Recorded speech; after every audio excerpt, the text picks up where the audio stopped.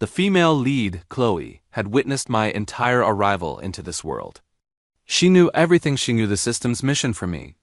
Knew that I had been brought here for one purpose only, to win her over, no matter the cost. So she looked down at me, lips curling into an arrogant smirk. "From now on, you're my dog," she said coolly. "As your master, I command you to donate your kidney to my brother." Her brother, really? Then why had the system described him as her first love, the one she could never have? It turned out he was her adopted brother. No blood relation at all. Not that it mattered. When faced with a scumbag's ridiculous provocations, there was only one response to fight back. Kick the guys, slap the girls, and never forget the damn system. Drag it out and beat the crap out of it. I cut Khloe off mid-thought.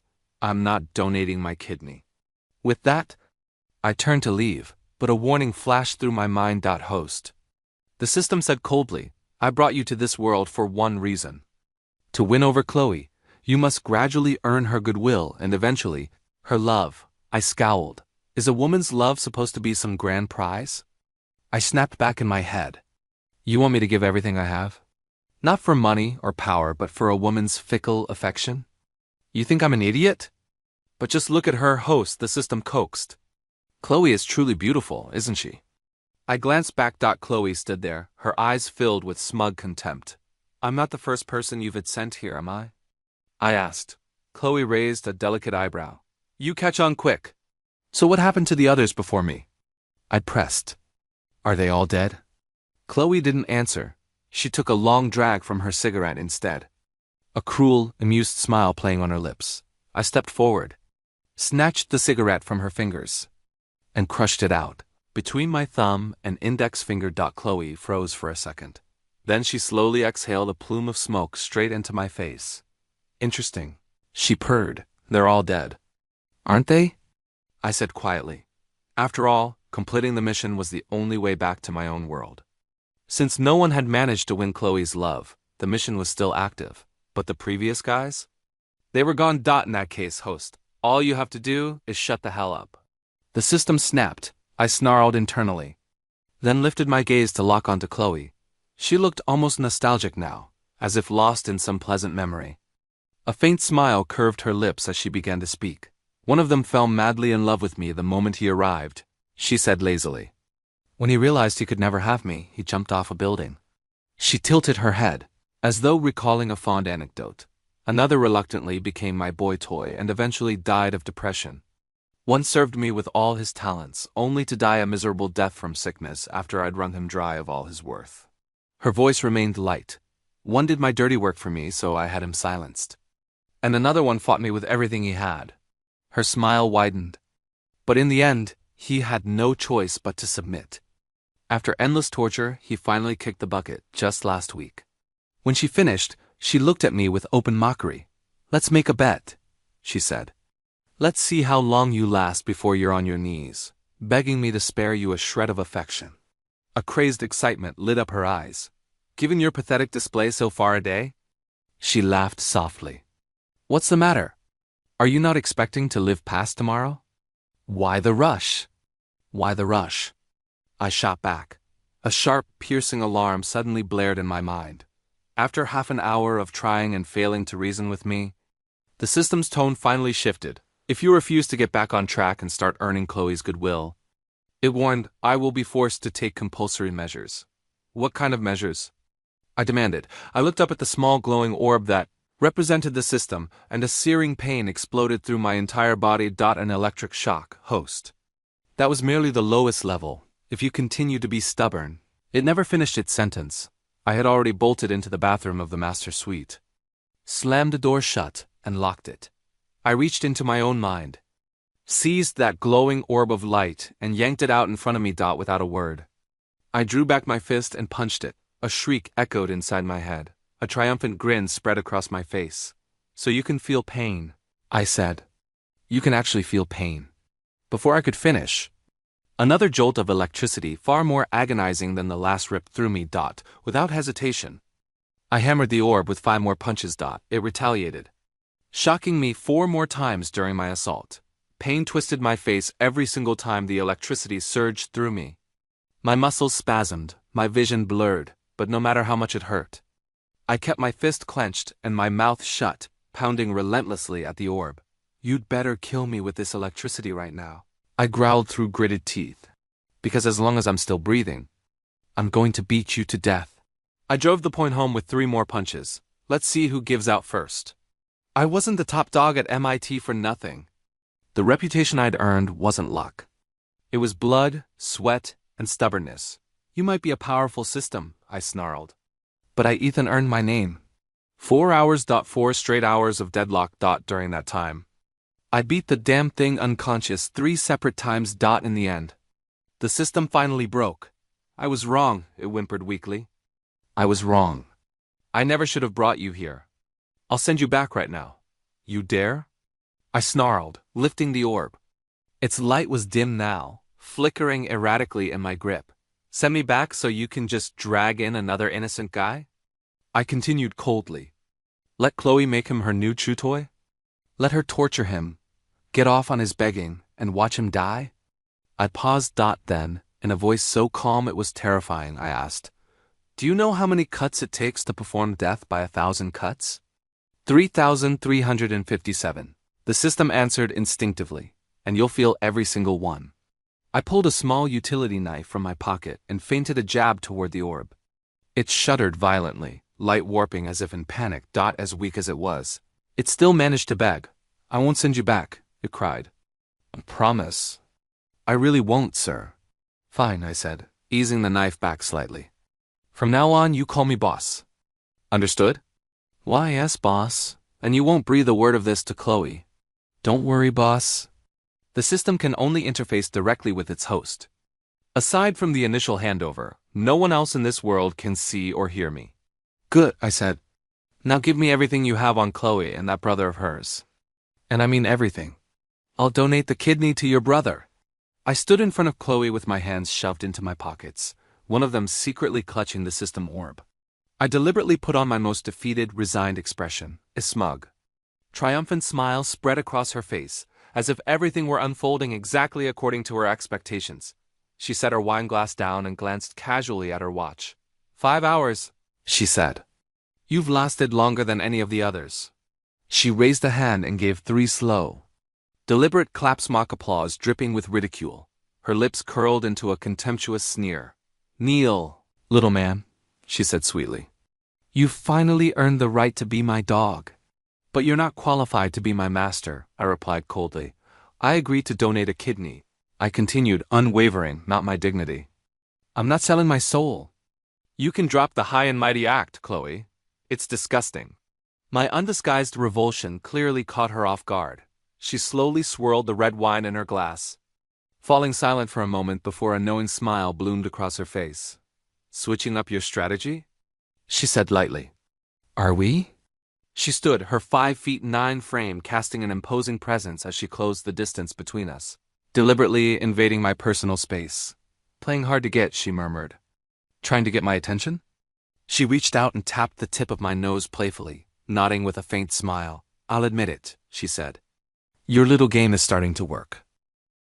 Boss, the system chirped in my head, far too hopeful. Her goodwill toward you just increased. It's gone from negative to 10%. This is a great start. Annoying, I muttered impatiently. I pushed Khloe away, pulled out a sanitizing wipe, and scrubbed the tip of my nose a dozen times before turning to leave. Don't contact me until the surgery is scheduled. I needed time to think, to plan my next move. Unfortunately, Khloe was incapable of taking a hint. She knew I had only just arrived in her husband's body. She knew I had nowhere else to go, and yet, she insisted on moving back into the Beverly Hills. Mention a place she hadn't stepped foot in for nearly 2 years. Having to see her around the house every day was like swallowing a fly that insisted on buzzing relentlessly in my face. Miss Khloe cooked for you herself today, the butler announced, rushing upstairs with a look of pleasant surprise. I shot upright in bed. She didn't poison the food, did she? Boss, the system chimed in, as unhelpful as ever. Khloe's goodwill just went up by 5 points. She's secretly pleased. You just had to say something, didn't you? I snapped internally, shooting the system a mental glare. It immediately went silent. I deliberately took my time, Coming downstairs a full half-hour late. At first, Khloe seemed amused, as if she thought I was simply playing hard to get, but after 5 minutes, her patience was clearly thinning. Boss. Goodwill down 10 points. Boss. Goodwill is back to 0. Boss. Goodwill is now in the negatives. She's about to flip the table. With every update, I casually glanced at my watch, carefully mapping Khloe's tolerance threshold. Exactly 30 minutes. Pathetic. Shaking my head at her complete lack of patience. I finally went downstairs just before she completely lost control, and took a seat at the far end of the long dining table. Her face was grim. She ate in stony silence.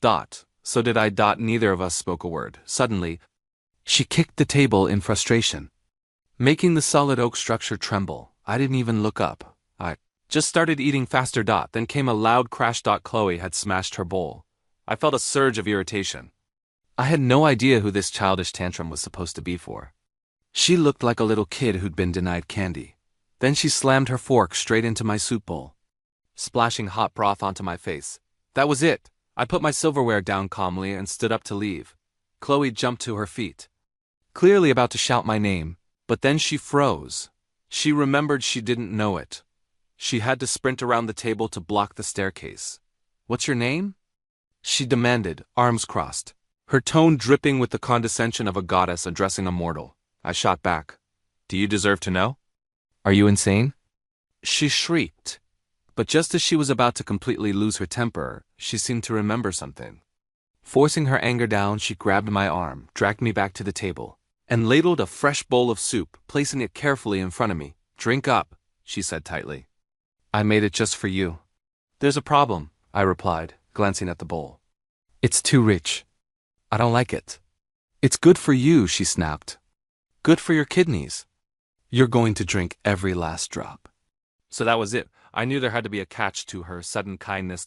It was never about me. It was about my kidney. In her eyes, I wasn't a person. I was a walking organ donor. I picked up the bowl, climbed onto my chair, and dumped the entire contents over her head. "If you love it so much," I said coldly, "you drink it. Maybe after you're done, you can give your own kidney to your precious Liam." With that, I shoved the heavy table forward, sending it crashing over with a thunderous bang. Dishes shattered. Everything smashed onto the floor. "Go enjoy being a cuckold adult," I spat, grabbing my bag and storming toward the exit, but then I heard Khloe laugh. "Cold. Sharp. Very good," she said, her eyes like ice as her goodwill toward me plummeted deep into the negatives. Her usual smug, mocking expression slid back into place. "Within 3 days," she said calmly, "you'll come crawling back to me, begging for forgiveness." I stormed out of the villa. As I slammed the door behind me, I saw her silently mouth the words, "I'll be waiting, system." What did she mean by that? I asked as I hailed a cab and headed for the nearest shopping center on Rodeo Drive. "I'm completely in the dark too, boss," the system replied. Playing dumb, I let out a cold laugh. I didn't say a word. I simply manifested the orb again and casually waved my utility knife near it. "You've run this mission with other guys before," I said evenly. "If you're telling me you don't know her tricks, I might as well find some wet cement and make you a permanent part of a freeway overpass." The threat of being encased in concrete immediately jogged its memory. "Well, it's possible," the system admitted nervously, "that if her goodwill toward the host remains at 0 for a continuous 6-hour period, a small penalty is triggered." "A small penalty?" I asked, my voice dropping dangerously low. "If you can't be completely honest with me and be on my side, then I have no use for you." I shifted, as if I were about to follow through on my threat. The system cracked instantly. The first 6-hour block triggers electric shocks. The second 6-hour block triggered permanent disability. The third resulted in complete erasure. This damn system had absolutely no regard for human life. No wonder Khloe was so confident. She had the system itself acting as her personal enforcer. Both of them were bastards. Both of them deserved to die. Fuming, I went to the mall food court and ate a proper meal. Afterward, I used the last of the cash I had on me to buy 2 things for myself: new designer coat and a nice watch. Then I carefully brought my purchases back to the mansion. I needed Khloe to believe I was trapped by the system's rules and by extension, trapped in her web. Then, right when she was at her most arrogant, I would bring her crashing down and make her regret ever laying eyes on me. When I returned, Khloe had locked herself inside her study and refused to see me. Fine.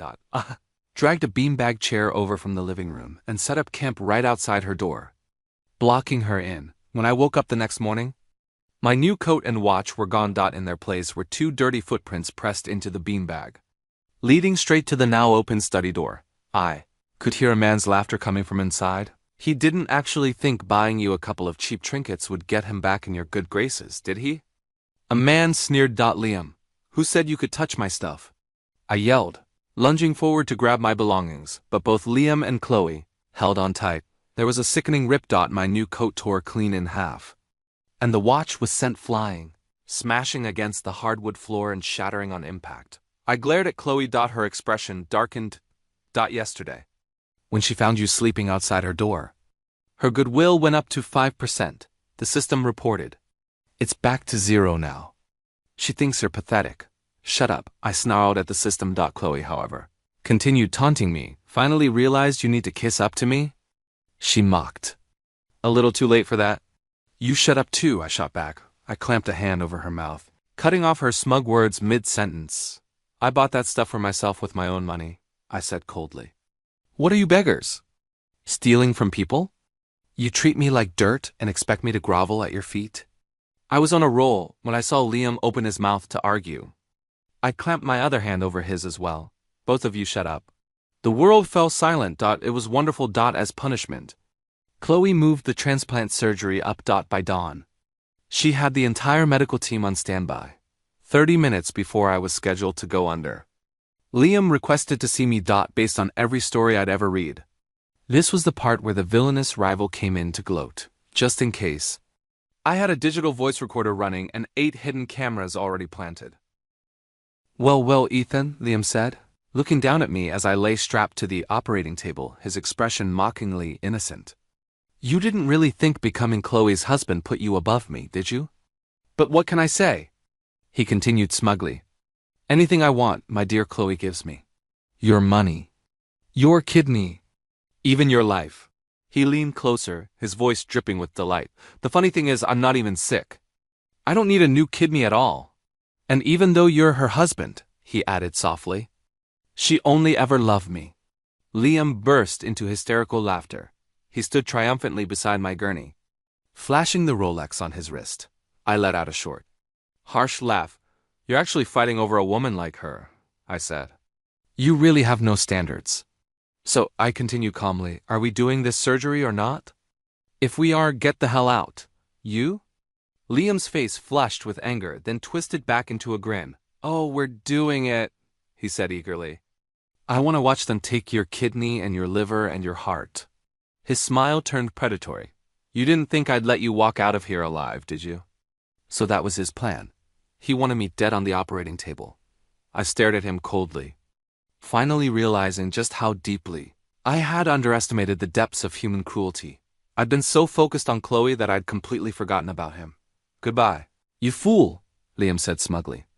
You're just like all the others, too pathetic to deserve even a glance from her, let alone stand by her side. The only one who belongs with her is me. With his head held high like he'd just won the Super Bowl, Liam walked out of the room. The moment he was gone, I pulled out the blade I'd hidden and sliced cleanly through my restraints. Then, I uploaded the video I had just recorded. Within 10 minutes, it exploded on Twitter. After all, Liam was a famous actor, and Khloe was a celebrated CEO. The story of their twisted, incest-adjacent affair was pure dynamite. It shot straight to #1 on the trending topics. No amount of money Khloe threw at it could bury the story. The shock and public fury sent Liam into what looked like a genuine medical episode. His face drained of color as he clutched Khloe's arm, panic overtaking him. Start the surgery, he begged hoarsely. Khloe, save me. I can't breathe. He gasped and collapsed into her arms, though he still had enough strength left to shoot me a vicious, hate-filled glare. Click. I snapped a photo of his face and held the screen up for Khloe to see. He looks fine to me, I said calmly. In fact, he looks like he wants to rip my throat out. If you ask me, There's nothing wrong with him. Shut up, she snapped. You don't get to speak here. Khloe raised her hand to slap me, but supporting Liam threw her off balance. I, on the other hand, was completely unencumbered.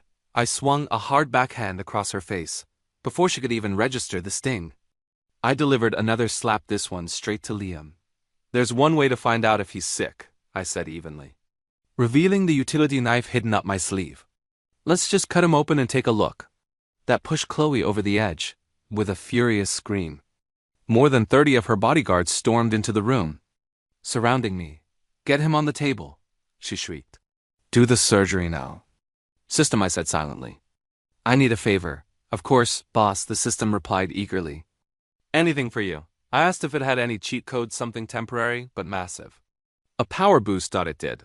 A state called blood rage. It would make me nearly invincible for 1 hour. The cost? 1 year of my life. Do it, I said without hesitation. If I don't, I won't have another hour to live, let alone another year. The power surged through me. I threw a single punch at the nearest bodyguard, a mountain of a man, and sent him flying backwards so hard he shattered the operating room door. I grabbed another by the arm, flipped him clean over my shoulder, and slammed him down with enough force to break the gurney in half. This blood rage was incredible. Taking down 30-plus professional bodyguards was child's play. When the last of them hit the floor and didn't get back up, I turned and landed a solid punch squarely on Khloe. She crashed to the ground, coughing up blood. Clutching her chest, she began desperately crawling toward Liam. Khloe! Liam sobbed, tears streaming down his face.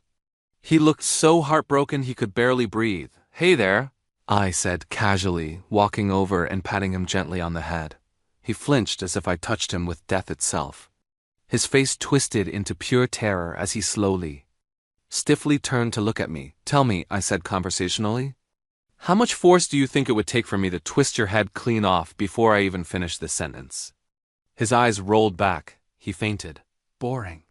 I glanced at my watch. Only 10 minutes had passed. Hey, system, I said. Can I pause this effect? Yes, boss, it replied instantly. Pausing now. You have 50 minutes of blood rage remaining. Finally, a useful feature. Now, I said, tilting my head as I looked down at Khloe. What should I do with you two? Even with blood trickling from her lips, she shielded Liam with her body, glaring up at me with defiant hatred. Just a heads up, boss, system said. If you kill Khloe now, the mission ends and you'll be sent back to your original world. Is that right? And here I was, trying to decide on the most satisfying way to kill her. What a letdown. Still, I could have some fun. I made sure Khloe was at her most disheveled and pathetic before forcing her down onto her knees.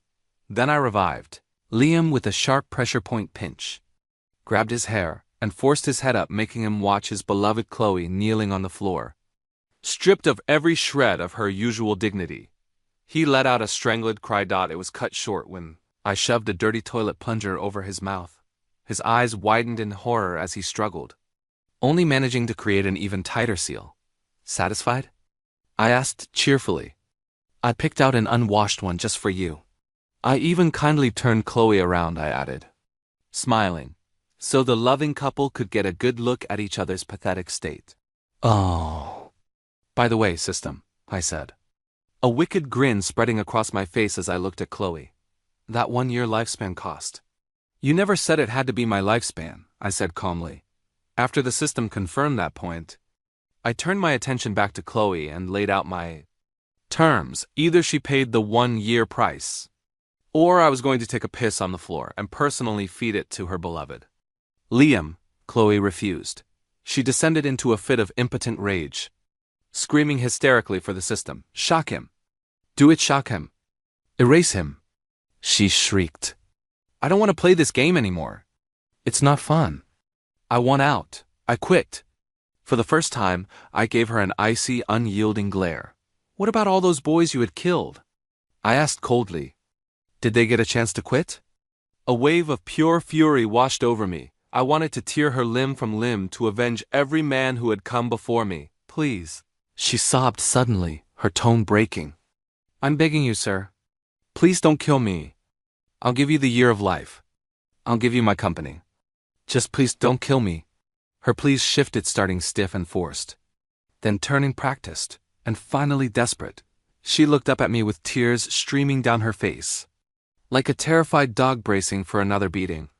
Her eyes were wide with fear. Her knees buckled. She collapsed completely, her forehead slamming against the floor.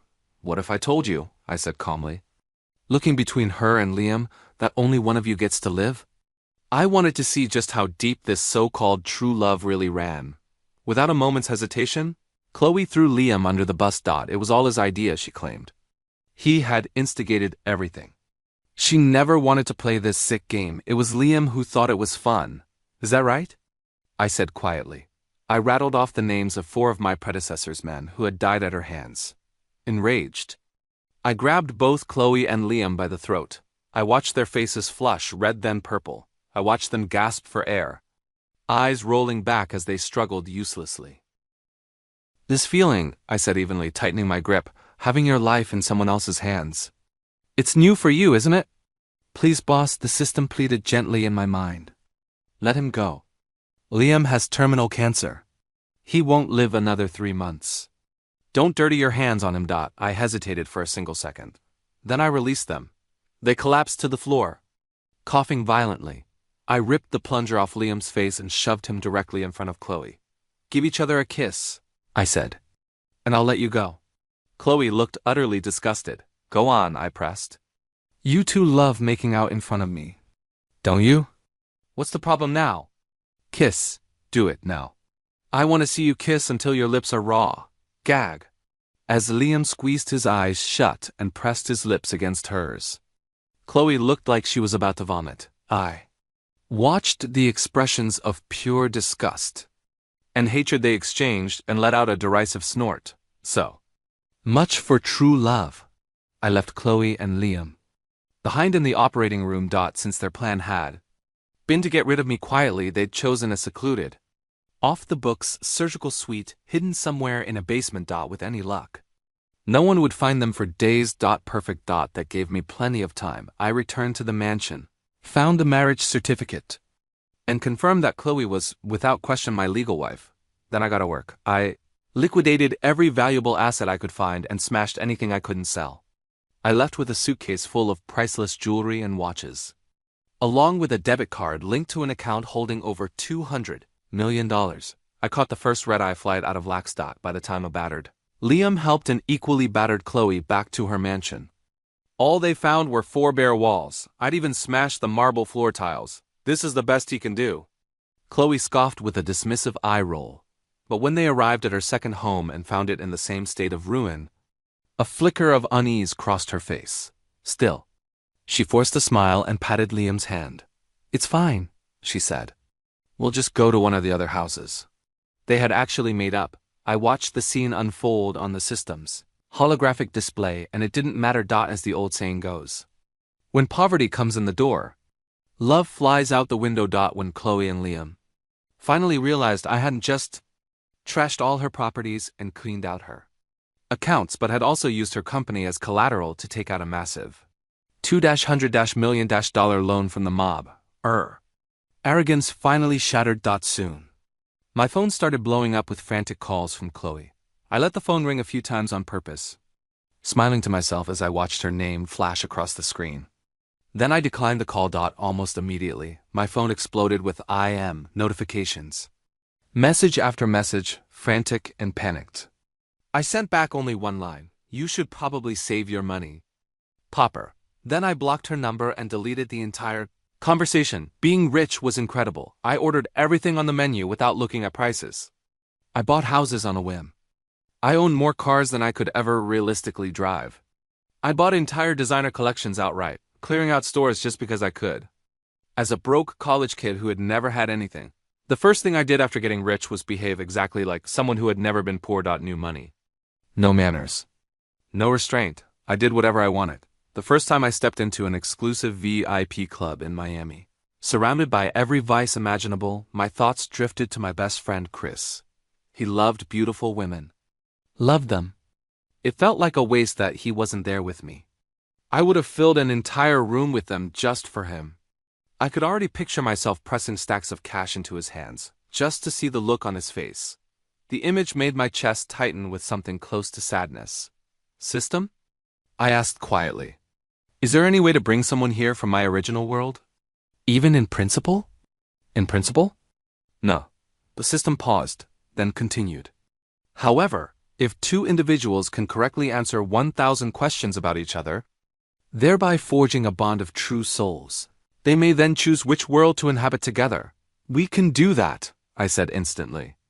That's easy. Forget 1,000 questions, we could answer 10,000. When can we start? That procedure requires 1,000 points. Boss. Your current balance is 0. It hesitated. If the individual were a family member, the cost would be reduced to 500 points. Are you certain you don't wish to consider family? I don't have any family, I said flatly. He's the only one I've got. We grew up together in an orphanage. We're all each other has. We've always relied on each other. I have to bring him here. I want to give him the good life he deserves. I took a breath. So how do I earn points? Is getting on Khloe's good side the only way? The system went silent for a long moment, as if thinking. Finally, it spoke again, sounding almost reluctant. Technically, points may also be earned by reforming villains, preventing them from causing harm, and thereby maintaining world peace. So Khloe is the villain, I said slowly. Suddenly things clicked into place. I had known the main female character couldn't be pure evil. So all of it, the trouble, the men she'd sent, everything had been part of some elaborate attempt to reform her. I frowned. I was starting to seriously question the system's intelligence. Isn't the ultimate goal world peace? I asked. That is correct. Then why waste time reforming anyone? I pressed. Why not just kill them? If I kill all the villains, there's no one left to commit evil. World peace achieved. There was a pause. I suppose that is also a valid interpretation. Yes, that would work, the system admitted, though it sounded hesitant. Perfect. I immediately began planning Khloe's assassination. As long as it looked like an accident, I could exploit the loophole. Poison, maybe something obscure and untraceable. Or an air conditioner falling from above, crushing her skull. Rig her car so it filled with carbon monoxide while she slept inside it. A gas leak. An explosion. The thought of killing Khloe filled me with a sharp, invigorating motivation I hadn't felt before. I stayed up all night. By morning, I had come up with 800 different, viable ways to ensure she would be blown apart and reduced to ashes within 3 days. Hadn't known I possessed such a talent. I was smugly reviewing my list, hovering over my final choice, when the system suddenly interrupted. Due to your extreme potential for destructive behavior, you have now officially been designated as this world's primary villain. I blinked. Well, I muttered. What do you know? I was the bad guy, before I could fully process that revelation. The system spoke again. In order to redeem you and protect this world, the system will now summon an individual from another world to act as a stabilizing influence and heal your troubled heart. And in the very next instant, my best friend appeared right in front of me. Ethan Chris. We collided in a fierce, breathless hug, laughing and shouting over each other. Unable to believe it was real. That night I gave him everything. Cars, mansions, cash, women. Pure, obscene luxury. We lived like kings until Khloe finally tracked us down. It turned out I had accidentally used one of her credit cards. The moment she noticed, she boarded a private jet and came straight for me. I thought about it for a moment. Then I handed Chris my list of murder plans. Close your eyes, I told him. Point to a random one. That'll decide her fate. Before he could do it, the system screamed inside my head. If she wants money, just give it to her. I paused. I do have an unlimited black card right here. Please, boss, don't kill her. If you become a murderer, all my progress will be reset. All right, I said, exhaling slowly. I get it. Now that I'm the villain, I'm too important to fail. I casually took the black card from the system, then asked for a second one for Chris. Only after that did I finally close my notebook, full of death plots, and look toward the entrance, where Khloe was being restrained by my newly hired bodyguards. Let her in. Give me back my money, she shrieked the moment she crossed the threshold. Or I swear I'll take you down with me. Khloe had clearly been through hell. She was still wearing the same outfit from the day I'd left, but it barely resembled what it once was. The expensive buttons had been pried off. The fabric, once pristine, was hopelessly wrinkled. Her usually perfect hair was tangled and dull. Dark circles hung beneath her eyes. The whites streaked with red veins. Good. Seeing her this miserable finally put my mind at ease. The last thing I wanted was for her to be happy. "Guards," I said calmly. "Restrain her." At my command, a dozen men rushed forward, forcing her to the ground and pinning her there. I deliberately copied the same smug, arrogant expression she'd worn the first time we met and looked down at her. "You're not getting any money," I said. "And you're not getting the satisfaction of killing me, either." I clapped my hands. One of the top lawyers in the country stepped forward, standing beside me. "Already prepared to represent me." Chloe's eyes filled with despair. The instant she recognized him, the same unbeatable attorney who had once been hers, now firmly on my side. "The money. I know I can't get it back," she finally sobbed, pressing her forehead to the floor. "But please, I'm begging you. Save Liam." She explained that his kidneys were fine. It was his heart that was failing. She begged me to find him a donor, and why on earth would I do that for him? I asked, staring at her as if she were completely insane. "Then at least divorce me," Khloe pleaded, her voice shaking. "Liam doesn't have much time left. I don't want him to have any regrets in the last few months of his life. I want to be his wife. I don't think so. If we divorced, it wouldn't be nearly as convenient for me to torment her. So no." "Boss," the system interjected. Her turn to villainy was triggered by this forbidden love. "If you grant her the divorce and allow them to be together, it could resolve her core conflict. You'd gain a massive amount of points." "Draft the divorce papers," I said suddenly. "We're signing right now." I signed my name faster than I ever had in my life. Could I have the ring?" Khloe asked quietly, staring at the floor. "Don't have one?" I snapped. I ripped the pull tab off a soda can and tossed it at her. "Love is all you need, right? This is all you two deserve." Khloe stayed silent for a long time. Then, barely above a whisper, she said, "I'm sorry." I heard her, but I didn't forgive her. "I don't care," I said coldly. Then a thought struck me. I asked the system whether it was possible for Khloe to complete missions to earn a cure for Liam. The system said no. That was beyond its power. But Khloe didn't know that Liam eventually died, crushed by poverty and his illness. Khloe, believing the system could help her resurrect her dead lover, voluntarily subjected herself to mission after mission in other worlds. Desperate to earn enough points, she died countless times, over and over again, until one day she finally broke. On one mission, she transmigrated into the body of one of the men who had once been sent to save her. The names she had never bothered to learn were now burned into her memory, each one a fresh wound.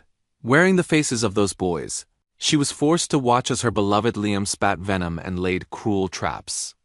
She had to witness her past self-manipulate, exploit, and destroy people until nothing remained of them. This was her penance.